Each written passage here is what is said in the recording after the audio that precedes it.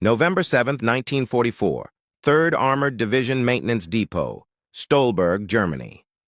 A disabled Sherman sat with its transmission torn apart, officially declared a total mechanical loss. M4A3, serial number 3518724, had thrown its final drive for the 3rd time in 2 months, a failure that haunted Shermans in the brutal German winter. Most mechanics would have signed the paperwork and walked away. Technical Sergeant Curtis Lee Hammond did not. He stood before the wreck with that look his men knew meant trouble. Hammond was 32, a one-time Moonshine Runner from East Tennessee who'd learned more about engines from federal agents than any manual could teach. "He's going to do something crazy again," Private James Murphy whispered to Corporal David Chen. Last month, Hammond had converted 3 half-tracks to run on captured German fuel. Now he turned to his crew with a grin. "Gentlemen," he drawled, "this tank's about to become the fastest Sherman in Europe. I'm going to make her outrun a Jeep." Silence, then nervous laughter. Shermans weighed 33 tons and barely managed 26 miles per hour. Jeeps hit 65. What Hammond proposed sounded impossible. "Sergeant, that's mechanically impossible," Chen said. "The powertrain can't handle it." "You'd be court-martialed," someone muttered. Hammond's grin widened. "Maybe, but this tank's already scrap.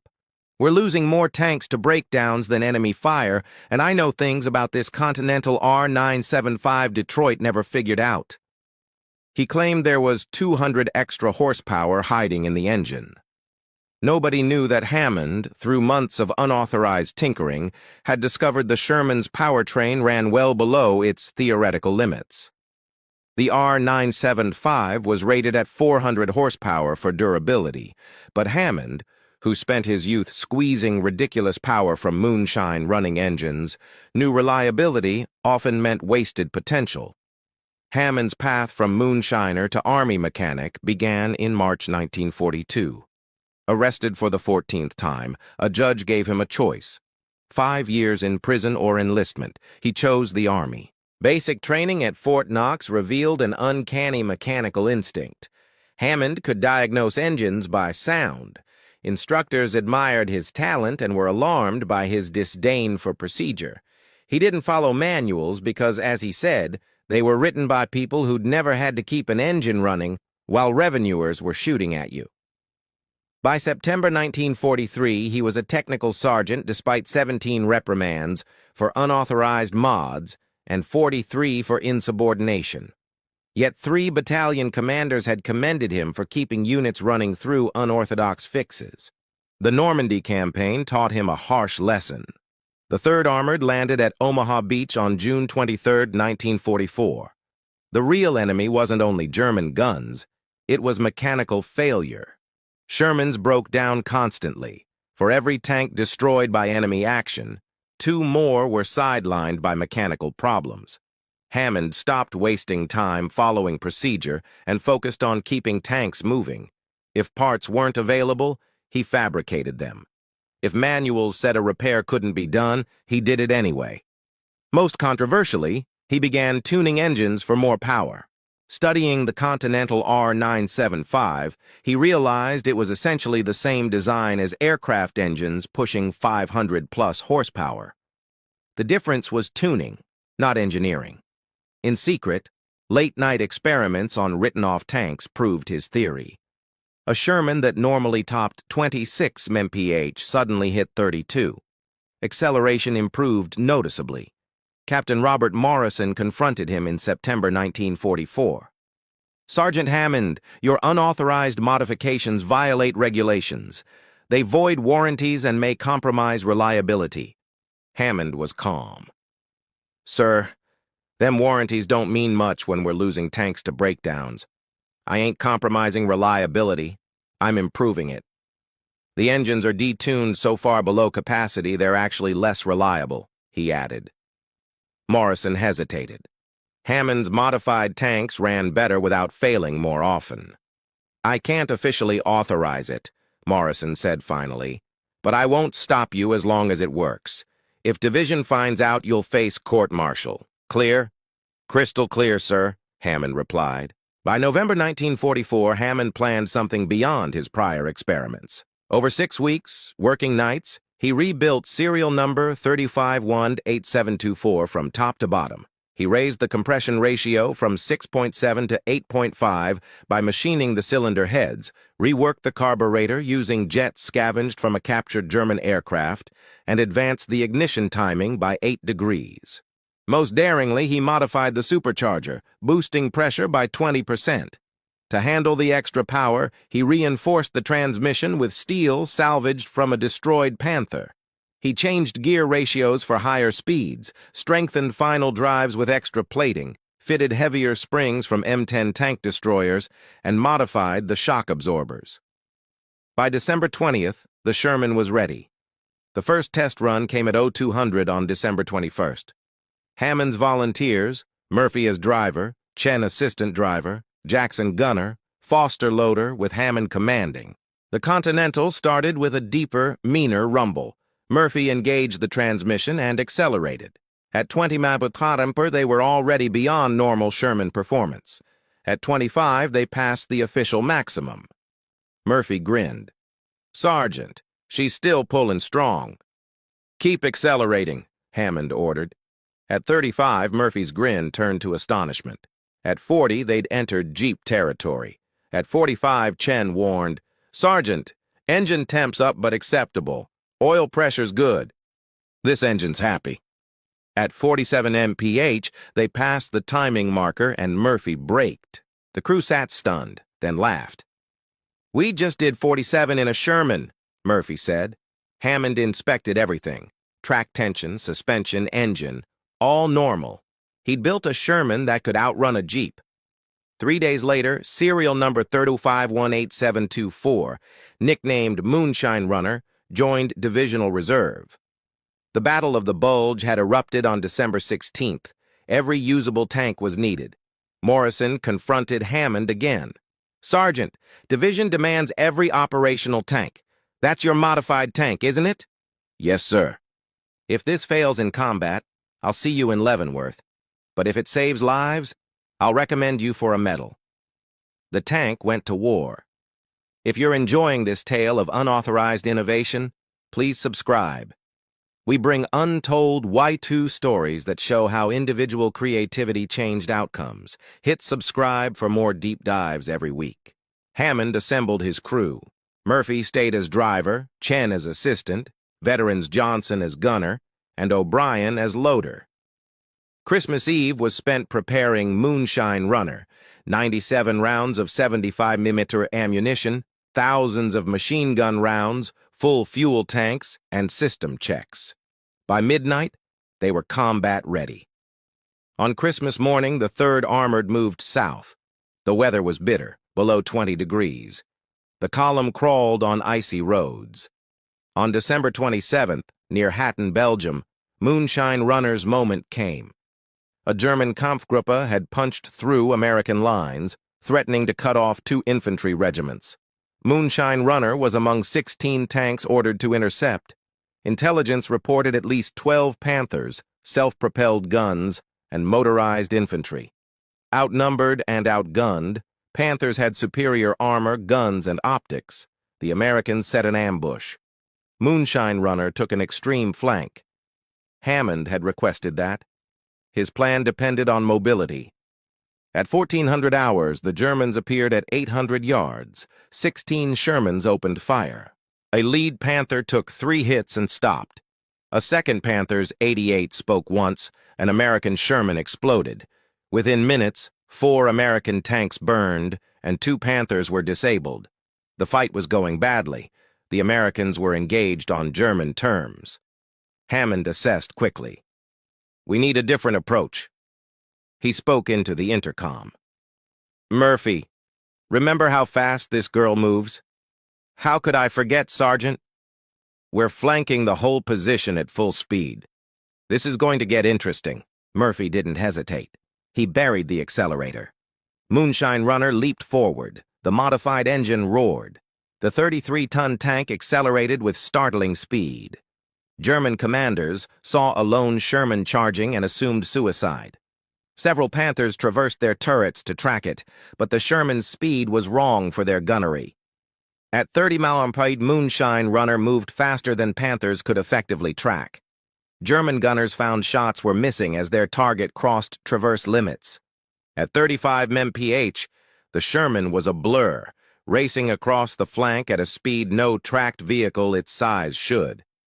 Hammond's tactic was simple. The fastest vehicle usually wins. He avoided slugging it out at medium range and used speed to get behind the Germans, where Panther armor was weakest. In 90 seconds, Moonshine Runner covered 200 yards, circled the German positions, and appeared behind the column where rear armor was thin. "Halt!" Hammond ordered. "Gunner! 3 Panthers! Rear aspect! 400 to 600 yards! Make every shot count!" Johnson, the veteran gunner, moved the turret smoothly, locked onto the nearest Panther, and fired. The armor-piercing round slammed into the engine deck, cutting through the thin rear armor. The German tank stopped dead, its crew scrambling to escape. Johnson shifted aim to the second target, fired. Another hit, another penetration. That Panther erupted in flames, its turret lifting off. The third Panther tried to traverse, but Johnson was faster. Another kill. In just 30 seconds, Moonshine Runner destroyed 3 Panthers. The psychological effect was devastating. The Germans, suddenly under fire from an impossible position, from a tank appearing in their rear, lost all cohesion. Their advance stalled, then reversed. The American tanks seized the advantage. The battle raged for 20 more minutes. 8 Panthers were destroyed. Moonshine Runner accounted for 3 of them, and 4 more were disabled. American losses totaled 6 Shermans. Hammond assessed Moonshine Runner's condition. The violent maneuvers had pushed it to the limit, but the modifications held strong. Engine temperature was high but acceptable. Oil pressure, steady. Transmission, flawless. The tank had done the impossible and survived. Word spread fast. By evening, Hammond was summoned to division headquarters. He expected a court-martial. Instead, Brigadier General Doyle Hickey reviewed the after-action reports.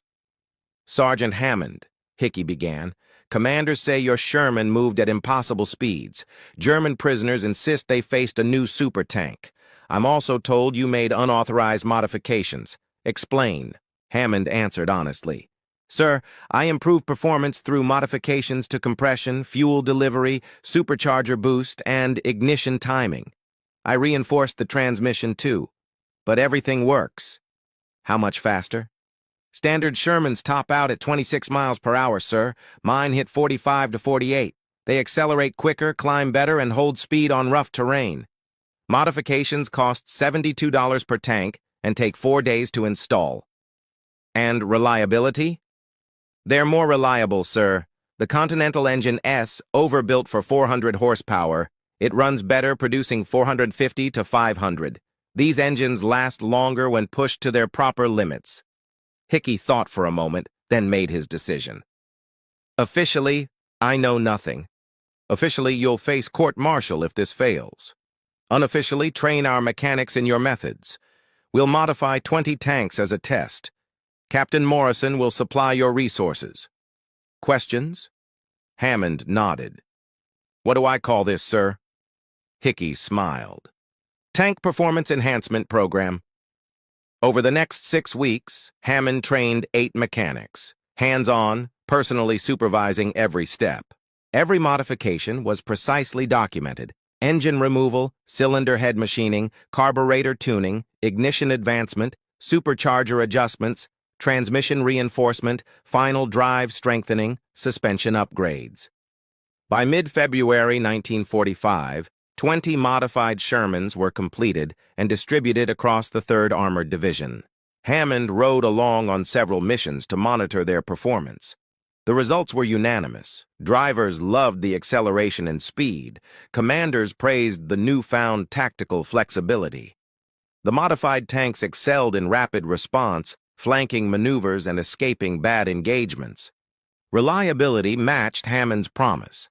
The upgraded tanks averaged 1,500 miles between failures, on par with standard Shermans. And the cost benefit was undeniable. $72 and 4 days' work for 35% better mobility. Hammond's improvements turned into a real battlefield advantage. Requests for modification poured in from other units. But Hammond realized something. His methods required skilled mechanics who truly understood the work. Inexperienced attempts led to failure.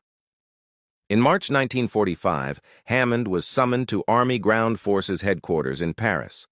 2 colonels, a brigadier general, and 3 Ordnance Department engineers attended.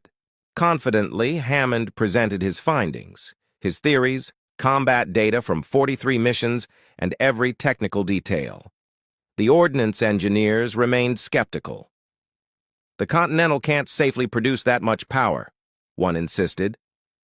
"With respect, gentlemen," Hammond replied, "I'm not claiming it can. I'm showing you data from 3 months of combat. You're telling me what the engine can't do. I'm showing you what it already has done. There's a difference between theory and reality." Brigadier General Thomas Roderick stepped in. "The sergeant has a point. We can argue theory all day, but he's got proof from the field. I propose official tests at Aberdeen Proving Ground. If his modifications perform as claimed, we implement them. If not, we shut it down." 2 weeks later at Aberdeen, testers put a modified Sherman through exhaustive trials. 3 full days of measurements and analysis. The results vindicated Hammond completely. Top speed, 46.2 km/h. Acceleration, 0 to 30 in 23 seconds, compared to 41 for standard Shermans. Hill climbing, improved by 37%. Endurance, 500 miles without failure. The official test report, dated April 9, 1945, concluded that Hammond's modifications provided significant combat enhancement at minimal cost and acceptable reliability. It recommended immediate adoption across Europe. Authorization came April 15th from Supreme Headquarters. All maintenance companies were cleared to perform Hammond's upgrades, officially titled the Enhanced Mobility Program, though tankers called them Hammond tanks or Moonshine Specials. By May 8th, the day Germany surrendered, over 300 Shermans had been modified. Units with the upgrades reported 23% fewer losses. The modified Shermans averaged 1.7 kills per engagement, compared to 1.1 for standard tanks. Before we continue with Hammond's legacy, if you haven't subscribed yet, please hit that button now. Stories like this, of American ingenuity and determination, deserve to be told and remembered. Join our community and keep these stories alive.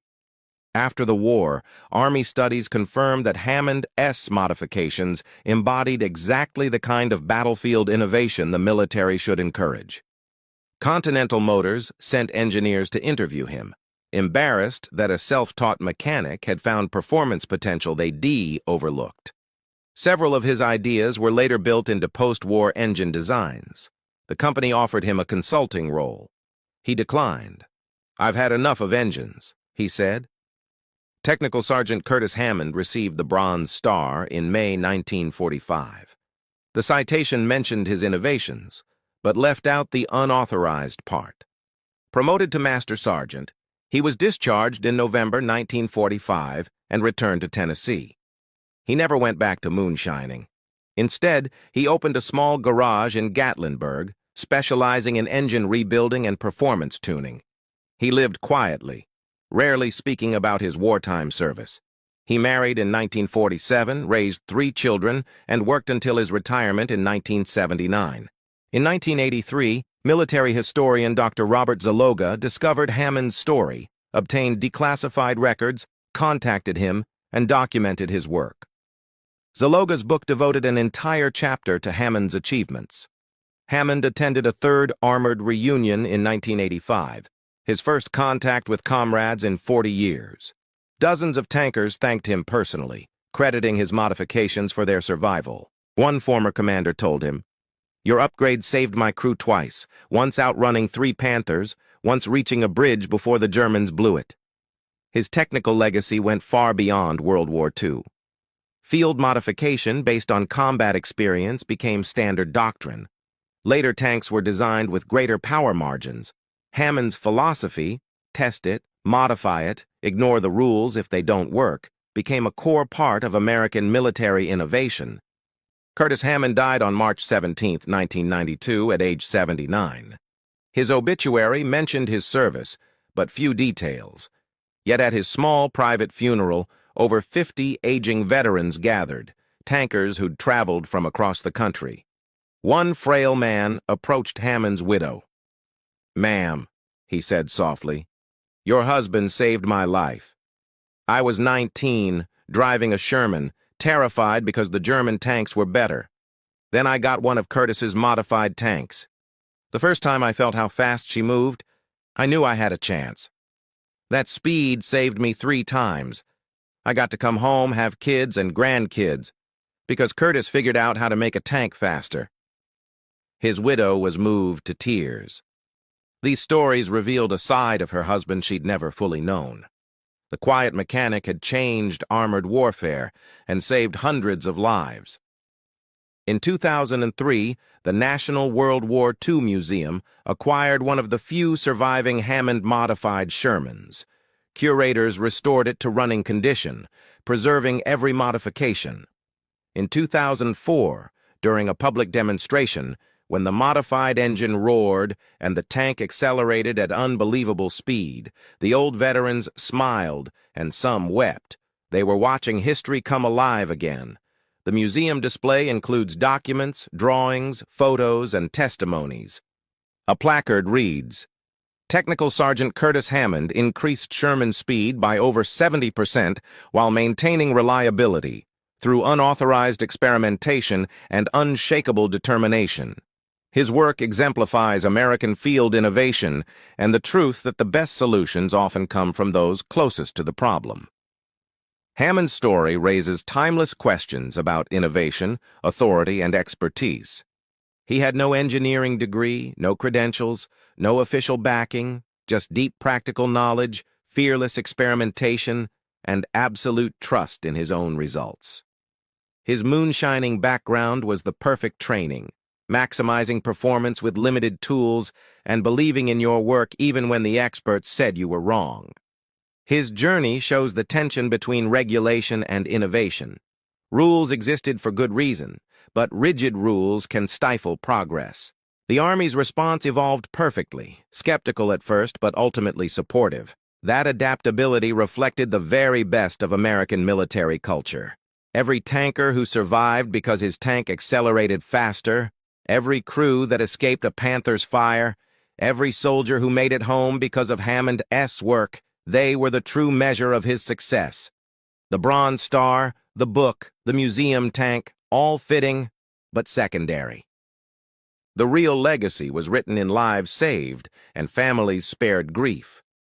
The mad mechanic who made Sherman's outrun Jeeps proved that true expertise can come from anywhere, and that real innovation often begins by questioning the impossible. When skill, courage, and results align, they can change the world. Curtis Hammond took wrecked tanks, broken engines, and impossible odds, and turned them into weapons that helped win a war. He did it with a moonshiner's ingenuity, a mechanic's intuition, and the conviction that rules are just suggestions when lives are at stake. The Continental engines in those modified Shermans, pushed far beyond their rated limits by a self-taught Tennessee mechanic, roared across Europe in 1945. They moved at speeds engineers never imagined, with reliability experts never believed possible. They roared because Curtis Hammond understood something no textbook could teach. Every engine hides untapped potential. Conservative limits are only the beginning. And sometimes, when everyone says something is impossible, it just means no one's tried hard enough. The fastest Sherman of World War II, the tank that outran a Jeep, the Moonshine Special that rewrote armored warfare, started as a wreck and a wild idea from a mechanic everyone thought was crazy. And sometimes the only way to solve the impossible is to ignore the doubters and build the solution yourself. One wrecked tank, one stubborn mechanic, and 47 miles per hour that changed history. That is the legacy of Technical Sergeant Curtis Lee Hammond. The moonshiner from Tennessee who hot-rodded his way into military legend, saving hundreds of lives by refusing to accept good enough. In a war won by industrial might, sometimes the decisive edge didn't come from Detroit's factories, but from a dusty maintenance tent in Germany where a mad mechanic looked at a broken tank and saw not what it was, but what it could become.